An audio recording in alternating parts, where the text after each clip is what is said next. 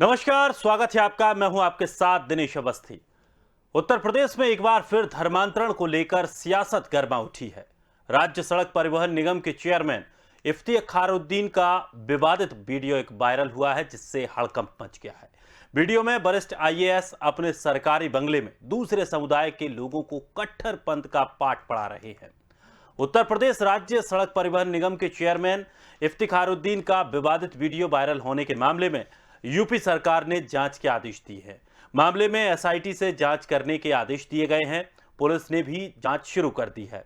इस मामले की 2 दिन पहले ही मठ मंदिर समन्वय समिति के राष्ट्रीय उपाध्यक्ष भूपेश अवस्थी ने मुख्यमंत्री से शिकायत की थी। इसमें उन्होंने आरोप लगाया था कि वरिष्ठ आईएएस सनातन धर्म के विरुद्ध प्रचार प्रसार कर रहे हैं, जिससे हिंदू समाज की भावनाएं आहत हुई हैं।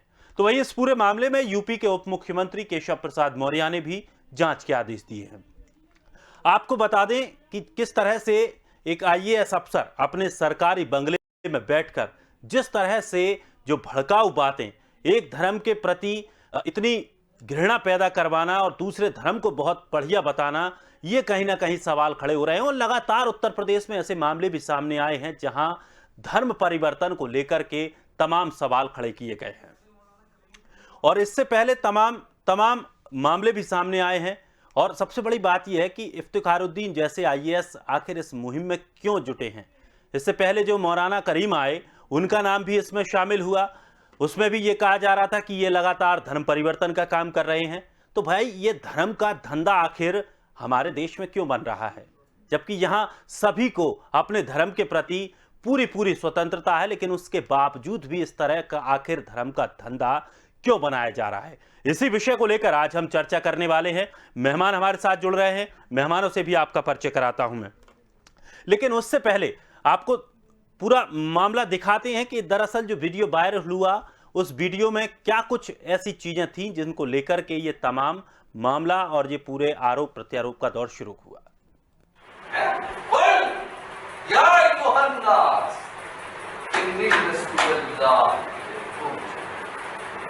ऐलान करो, मैं मोहम्मद सल्लल्लाहु अलैहि वसल्लम, ऐलान करो, बताओ पूरे दुनिया के इंसानों, या युहन नास, ए कुल के कुल इंसानों। नास इंसान का बहुवचन, इंसान का जमा है, प्लूरल है ना। इंसान के माने एक इंसान, और जब नास लफ्ज इस्तेमाल होगा इस्तेमाल में, इसके माने कुल के कुल इंसान, total mankind. Tell the mankind that, O mankind, I am the Rasul of Allah to you all in total, Jamia, in total. Not a single has been spared. तुम सबके लिए मैं अल्लाह का रसूल। अब तो कोई रसूल नहीं आया, तो कोई नबी नहीं आया। खातमुन नबी is the seal of all prophets. फिर कौन करेगा दावत नहीं करना,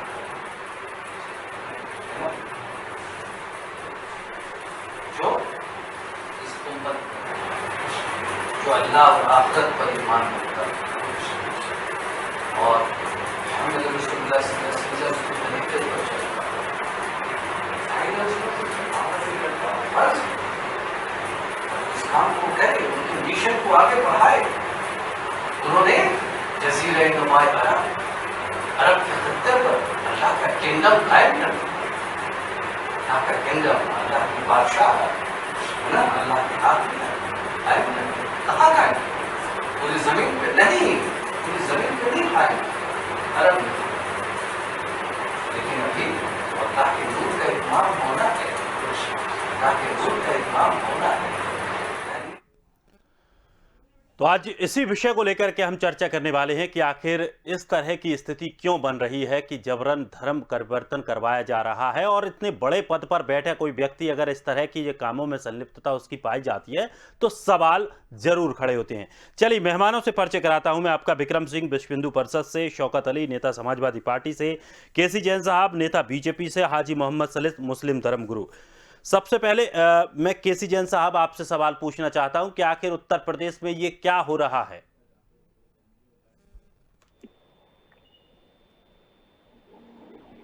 जैन साहब, आप तक आवाज पहुंच रही है मेरी? जी जी, मिलेगा, आवाज मिलेगा आपकी। क्या हो रहा है ये उत्तर प्रदेश में? देखिए, जो लोग भी धर्म के नाम पर धंधा चला रहे हैं या धर्म परिवर्तन कर रहे हैं, अभी आप देखिए, इसके पहले कई लोगों पे इस तरीके की बड़ी कार्रवाइयां की गई। जो लोग भी इस तरीके का धंधा चलाने का प्रयास कर रहे थे या लोगों को गुमराह कर रहे थे या कहीं ना कहीं इस तरीके की मजलिसें करके, इस तरीके से लोगों को प्रलोभन दे करके और धार्मिक प्रवर्तन लगातार करा रहे, उनके खिलाफ लगातार कार्रवाइयां की गई। लेकिन फिर भी दरअसल पिछली सरकार ने क्या था, इसको इतना ज्यादा प्रेशर दिया गया और इतनी छूट दी गई कि उसी का परिणाम है कि किसी भी व्यक्ति के अंदर न तो डर है और बल्कि जिस प्रकार से पिछली सरकारों में खास करके धर्म परिवर्तन के केसेस सामने आते रहे, लेकिन सरकार चुप रही और लोग इस तरीके का कुकृत्य करते रहे, तो उनका मनोबल इतना बढ़ा हुआ है कि जब भारतीय जनता पार्टी की सरकार में माननीय योगी आदित्यनाथ जी के मुख्यमंत्री रहते हुए जब लगातार कार्रवाइयां हो रही हैं, उसके बाद में भी इस तरीके की घटनाएं सामने आ रही हैं। लेकिन देखिए, घटना को दबा देना या घटना को छुपा लेना या नजरअंदाज करने से काम नहीं चलेगा। जो चीज है, जो सच्चाई है, उसको स्वीकार करना पड़ेगा और साथ ही साथ जिनको कहते हैं स्लीपिंग मॉड्यूल, ये धर्म परिवर्तन के स्लीपिंग मॉड्यूल है जो निकल करके उभर करके सामने आ रहे हैं, क्योंकि कार्रवाइयां होती है तो आम जनता को पता चलता है कि इस तरीके का कुकृत्य हो रहा है। लेकिन ये काम बहुत लंबे समय से बहुत बड़े पैमाने पर होता रहा है। आप देखिए, कैराना में अगर लोगों ने लिख दिया था कि ये घर बिकाऊ है और धर्म परिवर्तन के कारण, दबाव के कारण, खास करके वर्ग विशेष के, धर्म विशेष के लोगों के कारण वहां पे लोगों को पलायन करना पड़ रहा था कैराना से। हर घर पे लिखा हुआ था मकान बिकाऊ, हम यहाँ नहीं रह सकते हैं। तो वो स्थितियां उत्तर प्रदेश में नहीं है, क्योंकि लगातार कार्रवाइयां हो रही है और जो भी व्यक्ति जबरन किसी का धर्म परिवर्तन कराएगा, गैर विधिक तरीके से जो भी इस तरीके का धंधा चलाएगा, उसके खिलाफ जिस प्रकार से माननीय योगी आदित्यनाथ जी की सरकार में पहले कार्रवाइयां हुई है, उसी तरीके से लगातार आगे भी कार्रवाइयां की जाएंगी और ऐसे किसी भी व्यक्ति को बख्शा नहीं जाएगा। चलिए, हाजी मोहम्मद सलीह साहब, बहुत बहुत स्वागत है आपका। लेकिन जिस तरह से उत्तर प्रदेश में जो मामले सामने आ रहे हैं, इससे पहले एक मौलवी पकड़े जाते हैं, उसके बाद एक आईएएस अधिकारी जो कि एक कलेक्टर रैंक के अधिकारी हैं और वो अपने सरकारी बंगले में धर्मांतरण का पाठ पढ़ा रहे हैं, किस नजरिए से आप देखते हैं? देखिए, ऐसा है, सरकारी पद पर अगर कोई भी बैठा है धर्मनिरपेक्ष जनतांत्रिक राष्ट्र में, उसको इस किस्म के कार्य करने की इजाजत संविधान नहीं देता है, समझा? जब वो सरकारी पद पर बैठ करके अगर इस किस्म का कोई काम करता है तो वो संविधान के विपरीत करता है और वो दंड का पात्र है। लेकिन सवाल ये पैदा होता है कि हमारे उत्तर प्रदेश के अंदर इस प्रकार से वो धर्म का पाठ पढ़ा रहे थे, उस पर आपत्ति व्यक्त की जा रही है। तो इरादे अनेक काम एक उत्तर प्रदेश सरकार की, अभी ये जानिब से ये आया है उनका काम कि हमने उत्तर प्रदेश में क्या क्या कार्य किए, उसके फ्रंट टाइटल कवर के ऊपर 4 मूर्तियां बना रखी हैं उन्होंने। ये एक धर्मनिरपेक्ष राष्ट्र के लिए क्या उचित है? इसी प्रकार से अभी जन्माष्टमी के मौके पर हमारे उत्तर प्रदेश के होम सेक्रेटरी साहब का एक सर्कुलर आया कि सभी थानों में, जेलों में आप जन्माष्टमी के उत्सव को बहुत हर्षोल्लास के साथ संपन्न कराएं।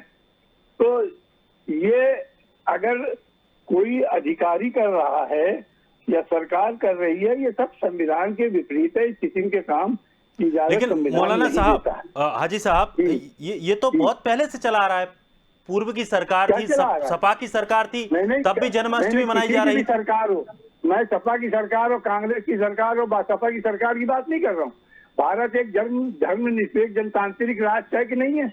ये राष्ट्र पे बैठे हुए, असीम पदों पर बैठे हुए लोगों को क्या इस बात का अधिकार है कि वो अपने आस्थाओं के अनुसार धर्म के प्रचार और प्रसार को सरकारी खर्चे पर और सरकार के जनता के पैसे पर करें? इसकी अनुमति तो नहीं दी जा सकती है। अगर इफ्तिखारुद्दीन साहब अपने बंगले में बैठ कर धर्म के प्रचार और प्रसार की बात कर रहे हैं वो असंवैधानिक है, तो चाहे मुख्यमंत्री अखिलेश यादव हो, चाहे मायावती हो, चाहे राहुल गांधी हो, किसी को इस बात का अधिकार संविधान नहीं देता है कि वो अपने आस्था के अनुसार अपने धर्म का प्रचार सरकार के खर्चे पर करे। बिल्कुल सही बात। अगर इसको आप लेकिन तो एक जी अभी देखिए, रोजा इफ्तार पार्टियां लंबे समय से होती है, उस पर आपत्ति नहीं है। आपत्ति इस पर भी नहीं है कि खर्चे पे, सरकारी खर्चे पे हज यात्रा होती रही, उस पर भी आपत्ति नहीं है। अरे हज यात्रा होती रही है सरकारी खर्चे पर, सुनिए मेरी बात, आप मेरी बात सुनिए। हज यात्रा में आप रकम दीजिए सब्सिडी की, कौन मांग रहा सब्सिडी आपसे? आप हज यात्रा के नाम पर करोड़ों रुपए मुसलमानों से वसूल करके अपने खजाने में भर रहेंगे। आप छोड़ दीजिए, किसी भी फ्लाइट से आना चाहे और किसी भी फ्लाइट से जाना चाहे, आप यात्रा के नाम पर करते हो। मौलाना साहब, मुझे गद्दारी करनी है, वसूल मुझे अनाज शराब बकरा झूठ बोल रहा है वहाँ पे जा करके, पैसा वसूलती है। चलिए जैन साहब अरे कम से कम अपनी जो टोपी पहने, जो हाजी साहब, ये कहाँ का आपने तर्क दिया कि मुसलमानों से पैसे वसूल कर उन्हें हज यात्रा कराई जा रही है? संविधान की बात बोलो, मैंने हज यात्रा के नाम पर सरकार पैसा वसूलती, क्या बात करते हैं आप? नहीं होते बात को समझिए। देखिए सारे परिवर्तन, सुन लीजिए, अरे सुन लीजिए, हाजी साहब पहले बात सुनिए,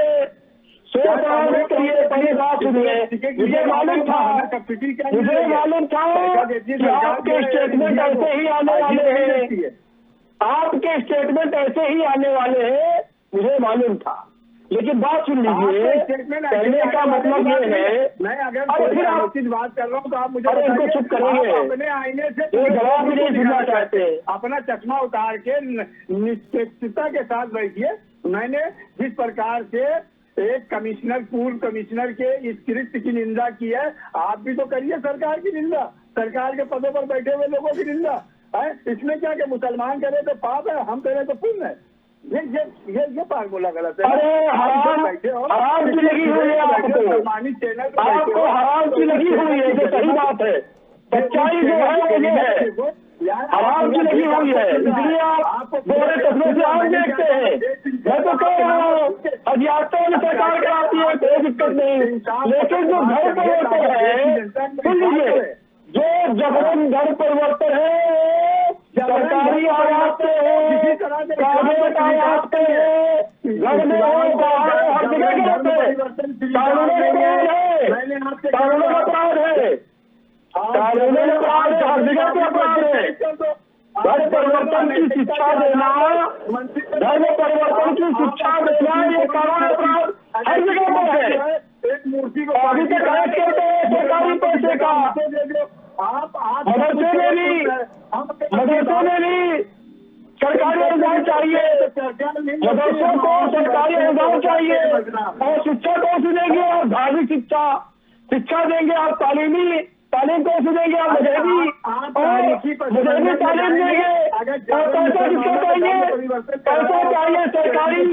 कोई भी हिंदू 1000 साल उनका तसल्लुत रहा है, हमारे पूर्वज भी हिंदू थे, हमने भी इस्लाम स्वीकार किया, लेकिन भय से नहीं, तुम्हारे जुल्म से हाजिर आकर के इस्लाम स्वीकार किया। तुमने जब अपनी चारपाई तुमने जब मंदिर में दिया, तुमने जब धार्मिक जब आठवीं 9वीं शताब्दी में ये मुगल यहाँ आए थे, बस आपके ऊपर तभी से जुल्म होने लगा, उससे पहले जुल्म नहीं हो रहा था। अरे यहाँ पर तो माता सीता, अगर इस्तेमाल गलत कर रहे हैं तो माता सीता क्या करते थे, थानों के अंदर बनाने का आदेश जारी करें, ये अपनी मांग बताने के लिए आई। ये संविधान के मुसलमानों से आप अपने घर में बताने के लिए सत्ता में बैठे बुरी बात नहीं, तो बहुत गलत कर दिया। शर्म करिए, इंसान की बात कीजिए। इस देश को जब के रास्ते में मत ले जाओ। खतरा तो छोटी सोच है समाज को। चलिए, अरे आप जिस घटिया सोच और मानसिकता के व्यक्ति हैं, वो पूरा देश सुन रहा होगा इस वक्त। ऐसा नहीं है, आप इंसाफ की बात नहीं कर रहे हो। हमने तो बगैर किसी चू चला के, अगर इफ्तिखारुद्दीन ने, एक IAS ने अपने बंगले में बैठ प्रचार प्रसार किया सरकारी पद पर, आप जो है हाजी साहब, उसके लिए सजा बनती है दीजिए आप, मैं क्या कह रहा हूँ। लेकिन आप उस अधिकारी के विषय में भी तो बोलिए कि कितने जन्माष्टमी में आदेश पारित किया कि थानों में, जेलों में है ये आदेश क्या उचित था? इसको संवैधानिक मानेंगे? भारत देश के संविधान से चलेगा, धार्मिक भावनाओं आस्थाओं से नहीं चलेगा। शिक्षा है ना, ये जो शिक्षा है ये बहुत घातक है, और ये आपके अपने लिए भी घातक है। ये जो जबरन धर्म परिवर्तन की शिक्षा आप दिलवा रहे हैं, आप जो धर्म परिवर्तन कराना चाहते हो, आप वापसी कराना चाहते हो, आपने लगा के गरीब मुसलमानों को गौमूत्र पिला करके आपने उसका प्रचार। चलिए हाजी साहब, हाजी साहब, हाजी साहब, जैन साहब, हाजी साहब, जैन साहब, मुसलमान घर अब इस तरह से किसी के बात समझ में नहीं आएगी। आप क्या बात कहना चाह रहे हैं, क्या हम सुनना चाह रहे हैं, एक एक करके अपना पक्ष रखेंगे। एक मिनट, शौकत अली साहब भी हमारे साथ जुड़े हैं समाजवादी पार्टी से। शौकत साहब, जिस तरह का जो एक IAS अधिकारी का एक वीडियो वायरल हुआ, जो पूरा मामला सामने आया है, अब इसमें SIT की जांच के भी आदेश दे दिए गए हैं, किस तरह से आप इस पूरे मामले को लेते हैं? देखिए, सबसे पहली चीज ये है कि जो अधिकारी महोदय हैं, क्या वो ड्यूटी पे थे? यदि वो ड्यूटी पे रह के इस तरह का काम कर रहे थे तो वो गलत, सरासर गलत है। क्योंकि जिस काम के लिए आपको ड्यूटी दी गई, जिस काम के लिए आप नौकरी कर रहे हैं, पहले वो काम करते रहे। बाकी अपना यदि छुट्टी का समय हो तो धर्म का प्रचार आराम से करिए, प्रतिबंधित नहीं है। लेकिन अगर आप ड्यूटी पे रह के धर्म का प्रचार कर रहे हैं तो ड्यूटी फिर कब करेंगे? ये बड़ी चीज है। आप अगर वो छुट्टी पे थे और धर्म का प्रचार कर रहे हैं तो करते रहे, अच्छी बात, उसमें कोई संदेह नहीं। सभी लोग करते हैं, सभी अपने अपने धर्मों का पालन करते हैं और सभी लोग करते हैं, इसमें कोई संदेह नहीं। और सभी लोग कर रहे हैं, आगे भी करते रहेंगे, इसी तरह चलता रहा है देश। लेकिन अगर कोई ड्यूटी पर है और वर्तमान में ड्यूटी चल रही है, उस वक्त कर करता है तो थोड़ा सा दिक्कत है। इसमें दिक्कत इस बात की है, सरकार ने आपको जिम्मेदारी दी है व्यवस्थाओं की और जिम्मेदारी संभालने की, वो जिम्मेदारी आप संभालिए। जब आप छुट्टी पर रहिएगा तो अपने धर्म का प्रचार करते रहिएगा। चलिए, लेकिन यहाँ पर हाजी साहब ने कहा कि जो जन्माष्टमी मनाई जाती है वो भी गलत है, खास करके जो उत्तर प्रदेश की जेलों में और वहां पर जो थानों में जन्माष्टमी मनाई जाती है, उसको लेकर उन्होंने सवालिया निशान खड़े किए हैं। आदेश पारित किया IPS ने कि पूरे जेलों में और पूरे थानों में ये मनाया जाए। ये क्या न्याय उचित बात है? एक संवैधानिक पद पर बैठ करके और भारत के अंदर इस किस्म से किसी एक खास धर्म की आस्थाओं को मनाने की जो ऑर्डर जारी किया जाए, ये क्या संविधान संगत है? ये संवैधानिक का है? अगर उन्होंने अपने यहाँ बैठ कर प्रचार प्रसार किया है नौकरी पर रहते हुए तो बिल्कुल गलत किया, मैं उसको गलत कह रहा हूँ, उसकी निंदा कर रहा हूँ। उसके लिए जो संवैधानिक सजा हो वो बिल्कुल देनी चाहिए। लेकिन वो अधिकारी जिसने जन्माष्टमी के मौके पर जेलों में सारे पुलिसकर्मी अपना आदर्श मानते हैं, वो चाहे जिस धर्म विशेष के हो, हिंदू हो, मुस्लिम हो, सिख हो, ईसाई हो, आदर्श तो भैया धर्म का पुलिसकर्मी भगवान को अपना राज्य मानते हैं।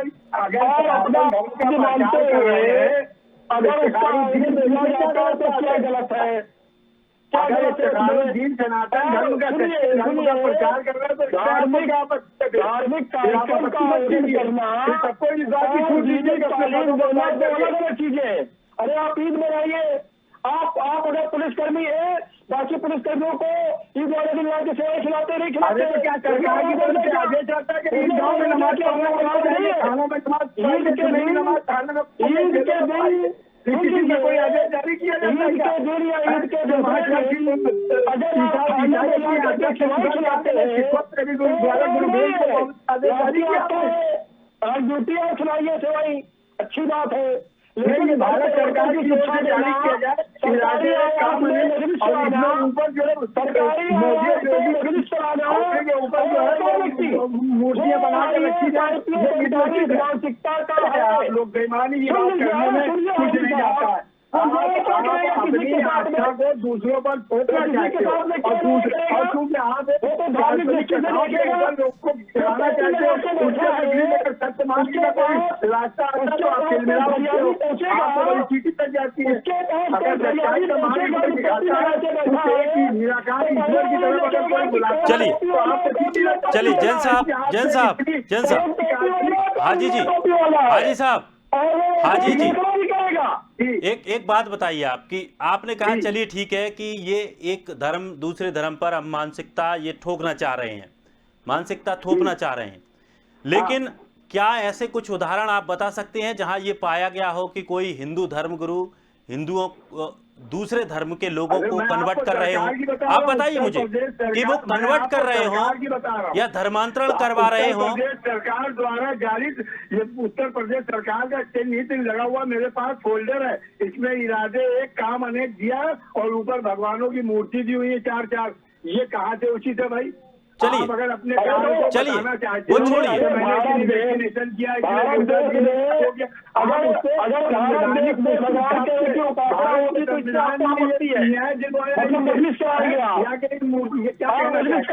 मैं जो कह रहा हूँ हाजी साहब आप उसका जवाब दीजिए, आप उसका जवाब दीजिए कि किसी हिंदू धर्म गुरु को आपने धर्म परिवर्तन में सम्मिलित पाया है क्या? अभी क्या कहते हैं मुस्लिम परिवार को पूरे उसको हवन पूजन में बैठा मैं उस पर भी बैठा था, उसमें बाकायदा वो दिखाया तो मैंने कहा ये तो आदमी की इच्छा के ऊपर है, जिस धर्म में रहना चाहे रहे, न रहना चाहे न रहे। अभी वो मुफ्ती इलियास साहब गोरखपुर के थे जिन्होंने पार्वती की तारीफ मुख्यमंत्री आवाज उनकी आशा दिखती है तो वो जाकर के उनको स्वीकार कर मैंने कभी आपत्ति नहीं की। लेकिन मान लीजिए अगर उत्तर प्रदेश की पूर्ववर्ती सरकार से लेकर अब तक की सरकार भी आपको सरकारी खर्च पर कराती है, सरकार तो तुम लाना चाहते हो किसी जनक सरकारी पैसे से ये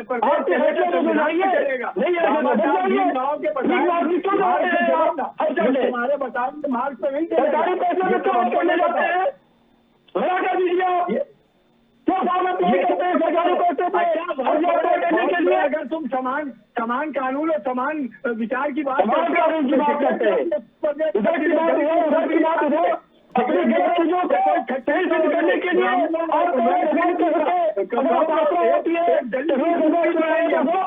दलित समाज के मुख्यमंत्री को बनाएंगे, ऐलान करो। चलिए हाजी साहब मेरे सवाल का जवाब दे दीजिए कि क्या किसी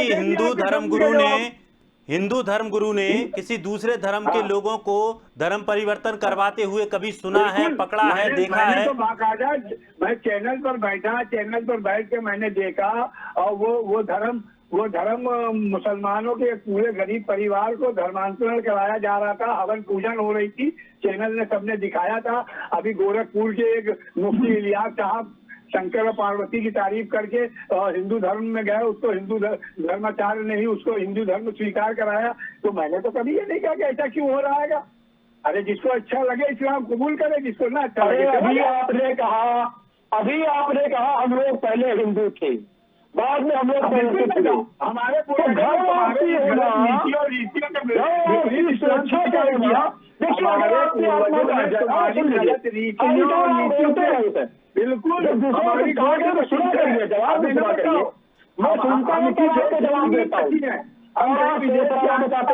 नहीं है। नहीं, अगर आपकी आत्मा जाग गई और आपका मन किया और आप जो चीज अभी कह रहे हैं चैनल पे बैठ के, हम लोग भी कभी हिंदू थे, हम लोग समय के साथ पहुंचे थे, मुसलमान बने। अगर आपकी आत्मा जाग गई और आपने निवेदन किया, हमसे किया, किसी धर्मगुरु से किया, किसी हिंदू भाई से किया, अगर किसी को धर्म में जाना चाहता हूँ लेकिन करके इंसान की जाग जाए कि हम एक निराकार ईश्वर की पूजा करेंगे, हम ये तरह तरह की आकृतियों की पूजा नहीं करना चाहते हैं, हम एक निराकार ईश्वर को मानना चाहते हैं। अगर उसकी आत्मा ने ये कहा कि नहीं भाई ये धर्म कौन बताता है, तो वो अगर ईसाई बन गया, मुसलमान बन गया या बौद्ध बन गया तो वो गलत हो गया है। और अगर तुम्हारे यहाँ को किसी ने इस्लाम कबूल कर लिया तो वो सब गलत हो गया। और अगर तुम्हारे